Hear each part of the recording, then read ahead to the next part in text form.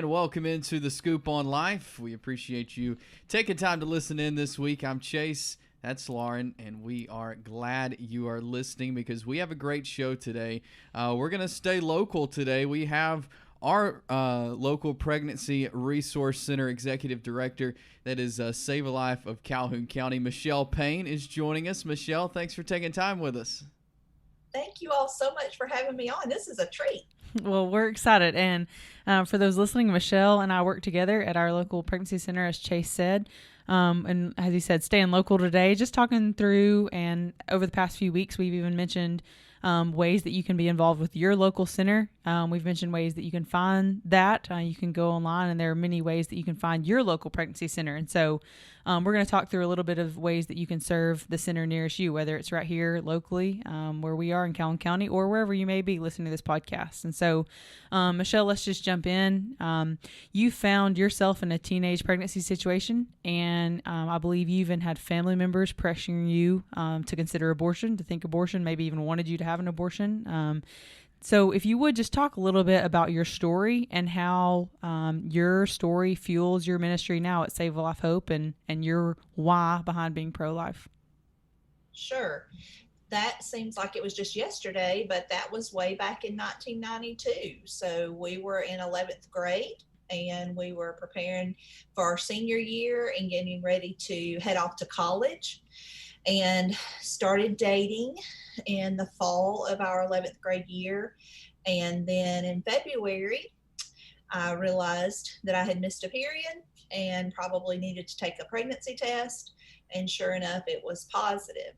And at that time, I was raised by my grandparents, actually my grandmother and my great-grandparents. And my great-grandfather, his solution to that was for me to have an abortion, because I really believe, A, that he did not understand what an abortion actually was from the medical side. And I also believe that he had my best in mind. So he would have done anything to make sure that I was provided for and that I had a chance at my future and was able to go ahead to college, because that was very important to him.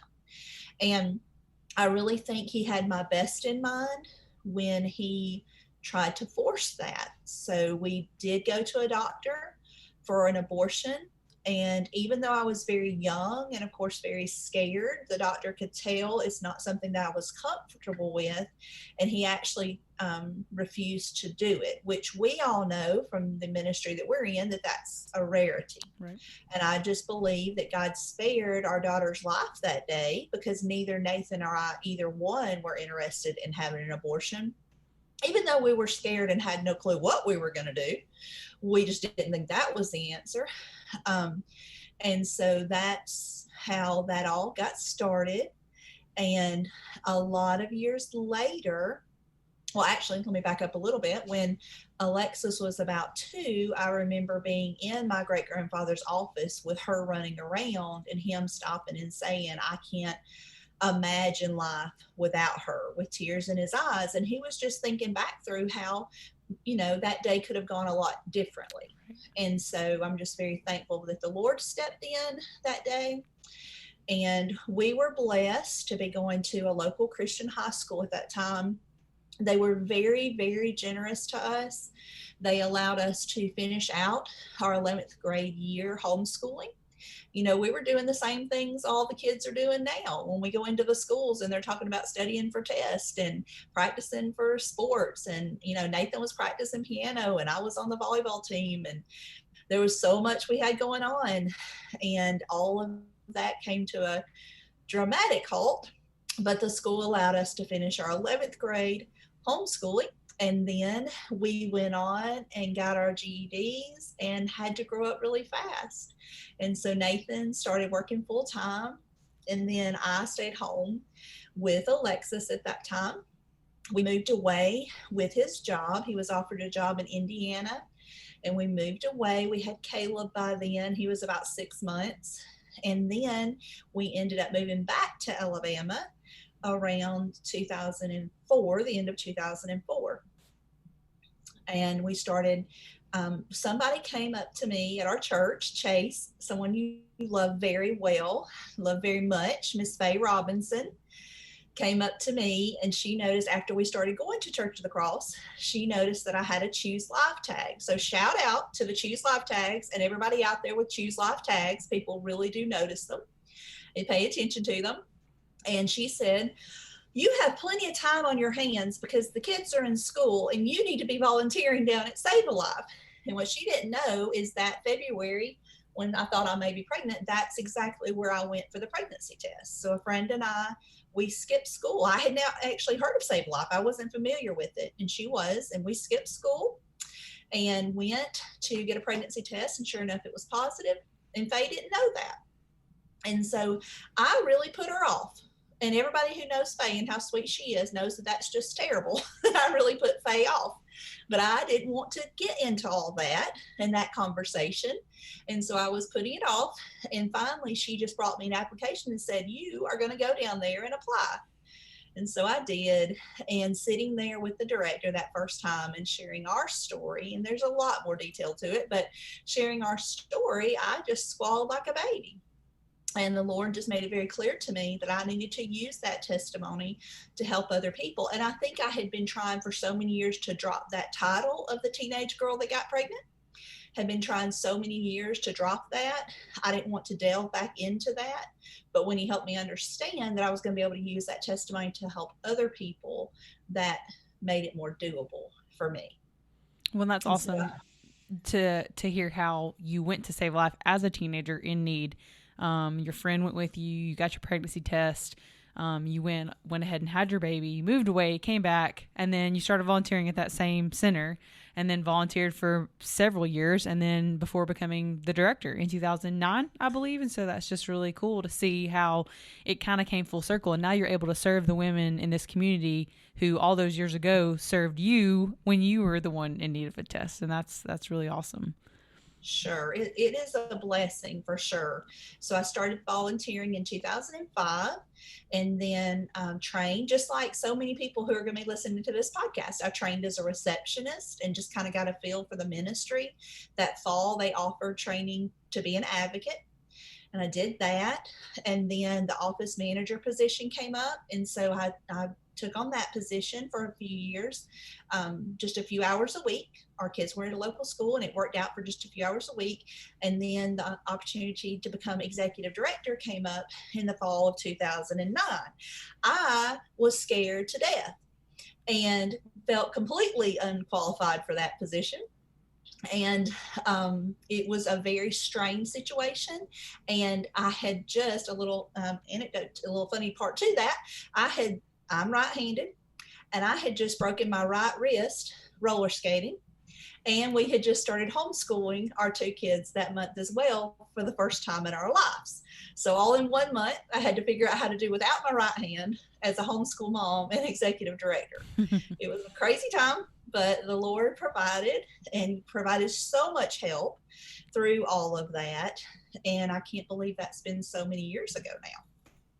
So like we've mentioned, you've been the director for 10 plus years. And during that time, what are different ways churches or individuals have served this center that have been most helpful and most encouraging? I can think of so many. One that comes to mind right away, and Lauren will appreciate this as well. When I first became director, I hardly used the computer at all. I had sent a couple of emails, maybe. That's about it. I didn't do anything on the computer, didn't care to. And Chase, Pastor Ballard, had been working with me to help me start learning how to design little bulletins that we were making for children's church at that time. And that grew into me beginning to understand Adobe, how to use different design programs and everything. And that helped me grow. And that poor man was so patient, and he would take my random calls, trying to figure out how to even find a text box, because they disappear and you can't find them. I have a clue how to find that. Just random, ridiculous things. His patience over the years helped me to be able to learn a lot about computers, to be able to do different things such as design work or newsletters. which Lauren is doing an amazing job with now on a grander scale. But then we also had people who would volunteer their time in the office as a receptionist to answer the phones or do filing.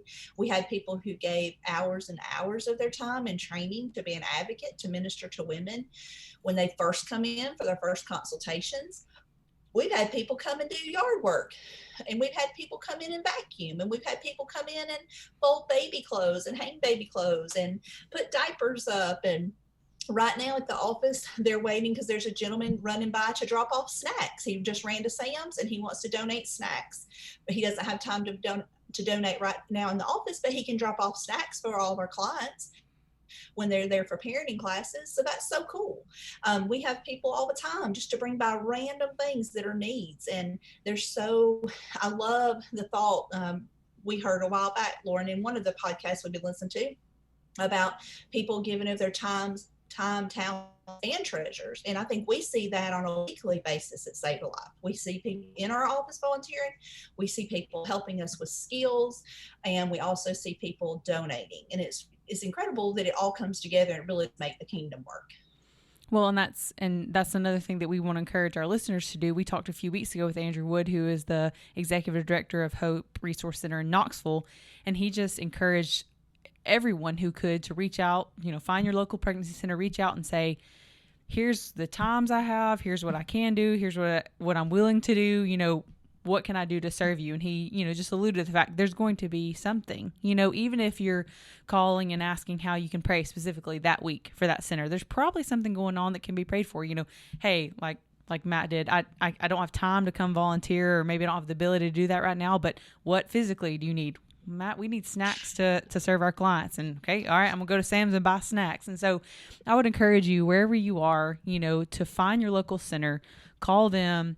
As Michelle just mentioned, be willing to use your time, talent, or treasure, or all three, to serve the local center and the needs that they have there. And so, Michelle, one last question here. If you had to recommend two, maybe, of your top two favorite resources as far as just education in the pro-life ministry, or just good reads or good podcasts or good websites, what would you recommend to people who are just wanting to know more, learn more, be more educated, really solidify maybe in their mind the why behind why they're pro-life? What would you recommend? Sure. Well, you know me better than to know that two is not going to work for me. There's no way I can narrow it down to two. A few. What's a few? Outside of the amazing Scoop on Life podcast that people have available to them now, I would definitely say one of my top podcasts would be A Conversation on Life with Andrew Wood, who I know you guys have had on to interview. It is a very powerful podcast and very real life. I also love what the Radiance Foundation is doing right now, as far as not only the pro-life world goes, the pro-life movement, but also racial reconciliation. I think they have a good beat on that. And then there are several things that, of course, Focus on the Family has excellent resources, as does CareNet and Heartbeat. They are all doing an amazing job of putting out so much content right now. It is incredible. CareCast podcasts by CareNet are really, really awesome. And then there's so many books that I know you've mentioned before, John Ensor and Scott Klusendorf and Abby Johnson. There's so many right now that are putting out good content and just good books. And Randy Alcorn, his writing's incredible. He's been writing for the pro-life movement for years and years, and all of his books are solid as a rock. I would say outside of all of those, and there's so many more, but to follow all those on Facebook and on Instagram, on different social media outlets, because then they're going to share even more opportunities for you. There's so much out there right now. Like we just saw, CareNet just offered the Making Life Disciples class courses for free. Right now, the pro-life world is bending over backwards to provide education. But I want to encourage everybody to search in the Word. That's what comes first. So if you're going to read anything, search in the Word first and be a Phineas. So I was thinking about, did you guys, because y'all are close to Alexis's age, did y'all watch Phineas and Ferb when y'all were kids? Oh, yeah. So I loved it as a mom because Phineas and his sister are completely Caleb and Alexis. And so I got a lot of the humor out of that. But there's a Phineas in the Bible as well. And if everybody has a minute, whenever they have time, go and read in Psalms 106. It's really powerful and it really speaks to our world today. So a lot of people say, well, yeah, I'm totally pro-life, but what are you doing about it? Because abortion is a moral plague on our society. And if we don't stand up, other people are not going to do that. And Phineas did stand up. And so they were talking about in Psalm 106 about how God's people, they just crumbled. They fell under fear. They started picking up idols. They weren't listening to God. They weren't following his commandments. They weren't remembering the covenants. They were just a hot mess, just like we are right now in our world. And then there's a little part that jumps in, and it's in Psalm 106 and 30. It says, but Phineas stood up and he intervened and the plague was checked. This was credited to him as a righteousness for endless generations to come. And I think about all the people. Lauren's learning so much. You're learning so much right now about people in the pro-life world who have been there for years, who you really haven't known. You just haven't had a chance to know them or know about them. And so I think of people like Wells Goebels. If anybody has the time to look up his book, There's a Storm Coming, great book. Different people like Bob Faust, Abby Johnson, Kirk Walden. These people have been in the pro-life movement. We're talking 30, 40 years. This is not new. There's generations of people who have been standing up for life, and will do that for generations. And I always think about the Bible, it talks about there being a well dug. Those people dug a well that we're drinking from now. And we don't want to take that for granted. So when you go back and listen to a podcast, or you go back and read somebody's book, or you read somebody's testimony, or you read an article about them, those are all wells that have already been dug. And we can learn so much from them and gain energy and strength and wisdom and direction from them as well. So just follow people that are positive and that care about life on social media and in whatever you read. And there's definitely lots out there, people to follow, and really good pro-life resources that are available. Absolutely. Michelle Payne, she is the Executive Director of Sav-A-Life, Calhoun County. Thank you for joining us here on the Scoop on Life, Michelle. Thank y'all, and I'm so excited for what you are doing. I'm praying blessings over you all the time. I'm completely behind you on all this. Thanks, Michelle. We enjoyed our conversation there with Michelle Payne, the Executive Director of Sav-A-Life, Calhoun County. We appreciate her heart behind being pro-life and all she does for our Sav-A-Life of Calhoun County and ministering to the women in East Alabama.